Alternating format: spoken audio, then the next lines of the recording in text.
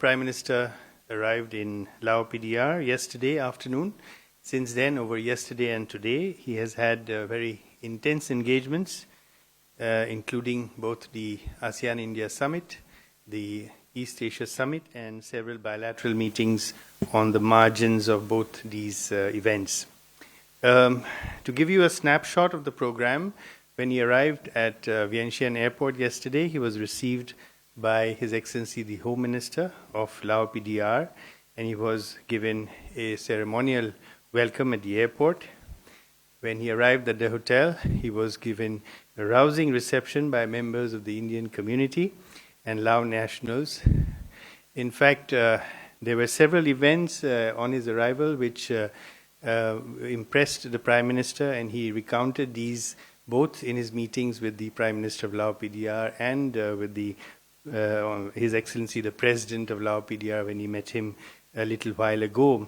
And these were the fact that there was such a syncretic welcome that he got with representations of Assamese Bihu dance as well as recitation of the Gayatri Mantra, and also he attended a blessing ceremony of senior Buddhist monks from the Central Buddhist Fellowship Organization led by the Most Venerable Mahavet Masenai, the revered abbot of Sri Saket Temple in Vientiane, and several dignitaries, including the Mayor of Vientiane, the Minister for Sports and Education, as well as the Governor of the Central Bank of Lao PDR were in attendance.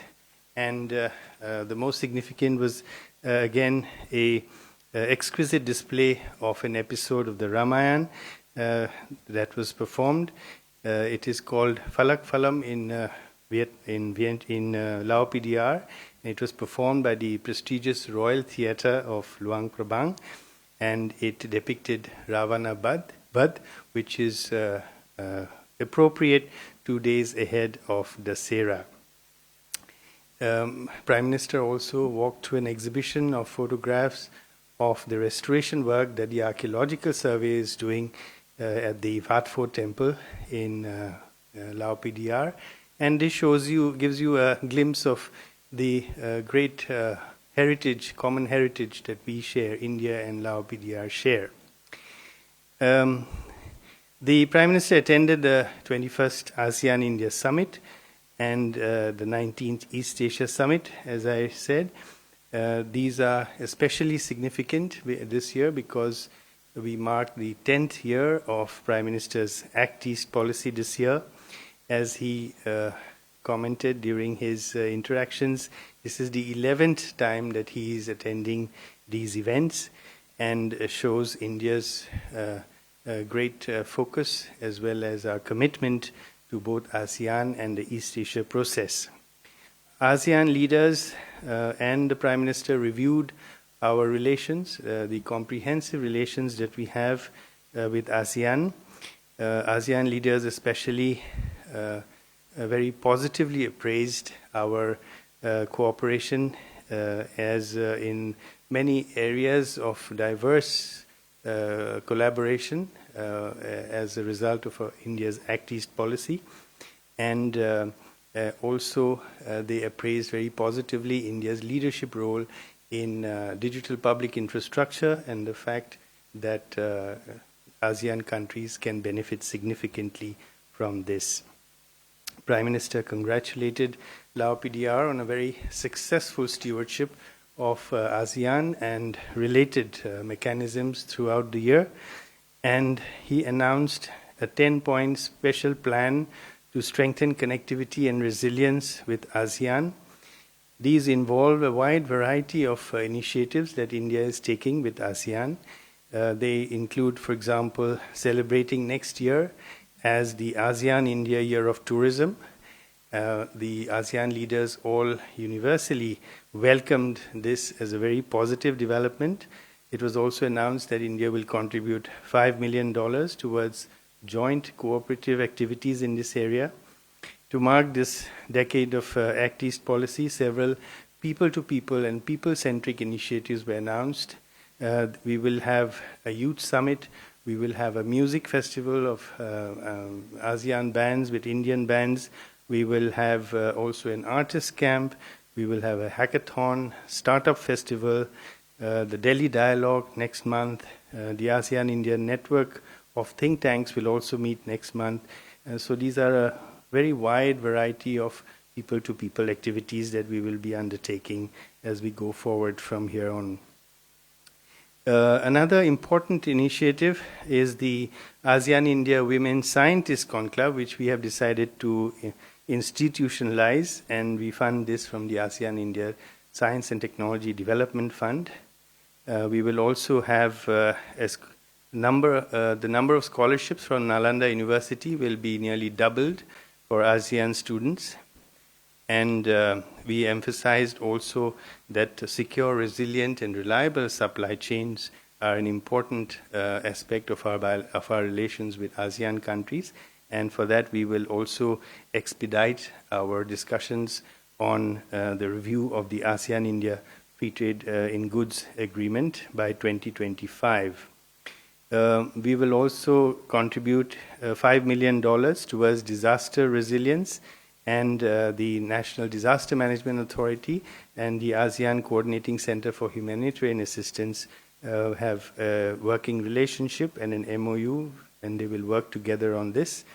In the field of health, we will institute a new health ministers track and also a cooperative framework for ASEAN countries to tap India's national cancer grid Vishwam. In digital and cyber resilience, we propose a regular mechanism for ASEAN-India Cyber Dialogue, and its first meeting is scheduled next week in Singapore, and the ASEAN-India Fund for the Digital Future has also been institutionalized and operationalized. We will also have a workshop on green hydrogen with ASEAN and towards climate resilience. Prime Minister invited ASEAN leaders to join the campaign to plant a tree for Mother. Ek Peड़ Maa Ke Naam.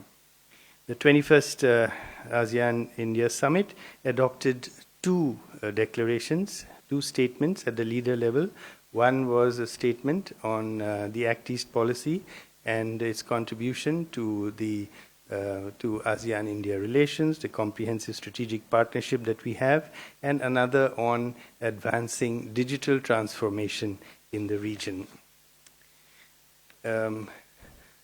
As you know, Singapore has been our coordinator in ASEAN for the past 3 years, and Prime Minister appreciated Singapore's role in this and also welcomed the fact that Philippines will be our coordinator as we go forward for the next 3 years. At the East Asia Summit today morning, Prime Minister conveyed India's support for ASEAN unity and centrality and ASEAN's importance as a central pillar of our own Indo-Pacific vision and of Quad cooperation. And that the East Asia Summit is an important pillar also of India's Act East policy. Prime Minister recalled the support that was received from the East Asian states, East Asia Summit states, for revival of Nalanda University, and briefed them that we have now operationalized this, and the new campus of Nalanda University was inaugurated in June this year, and he also took this opportunity to invite the East Asian Summit states for their heads of higher education to participate in a conclave that will be held in Nalanda University. Leaders exchanged views on regional and international matters that affect peace, stability, and prosperity in the Indo-Pacific region and beyond, and Prime Minister underlined the severe impact of these conflicts on countries of the global south, and also highlighted that path of dialogue and diplomacy based on a humanitarian approach is the only way forward, and that he reiterated that there was no solution that can be found on the battlefield. Prime Minister also had several bilateral meetings, as I have said. Yesterday, Prime Minister had the bilateral meeting with the newly appointed Prime Minister of Japan, Mr. Shigeru Ishiba, and he congratulated Prime Minister Ishiba on assuming his new role and wished him success in leading Japan to greater heights. Both leaders emphasized the importance of their bilateral relationship. Prime Minister also had a meeting with the Prime Minister of New Zealand, Prime Minister Christopher Luxon, and on the sidelines. And this was the first meeting between the two leaders. So Prime Minister used this opportunity to congratulate him. And the two Prime Ministers discussed ways to strengthen bilateral cooperation in a number of areas, including agri-tech, dairy tech, in defense and security, in education, climate change, sports cooperation, tourism, space, and people-to-people ties. With the Prime Minister of Lao PDR, Prime Minister Modi had a meeting today early afternoon. These talks covered the entire gamut of our bilateral relations. The two they held productive discussions on how to strengthen our civilizational and contemporary ties. Prime Minister congratulated Prime Minister Sonasai Sifandon on the very successful conduct of the ASEAN and related summits. 6 MOUs were signed, one on defense cooperation, another on customs facilitation, one on audiovisual cooperation, and 3 memorandums of understanding on quick impact projects, which were especially significant because they contribute towards the conservation of our common heritage. One is on the puppet theatre in Lao PDR, that is based on the Ramayana. Then another one of them is on the restoration work in one of the monasteries and temples here in Lao PDR, which has murals from the Ramayana, and a third on Lao Ramayana theatre. And these initiatives were greatly appreciated by the Lao leadership.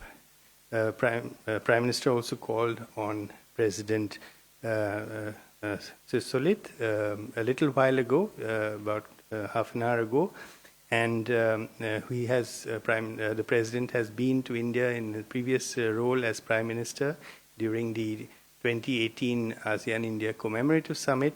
So he recounted his very positive impressions at that time, and having met Prime Minister Modi at that time, and Prime Minister invited him to visit India again as well.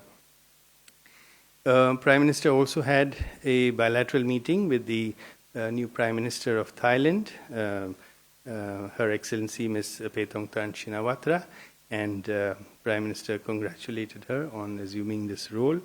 And this was their first meeting, and she extended her greetings to Prime Minister on his historic third term in office. They discussed bilateral relations as well as the very positive cooperation that we have under the BIMSTEC arrangement. Prime Minister also had brief interactions with other world leaders such as President Marcos of the Philippines, the President of the European Council, Prime Minister of Malaysia, and the Prime Minister of Australia. Overall, the visit was a very, very significant one, both from a multilateral perspective as well as the bilateral meetings that Prime Minister was able to engage in.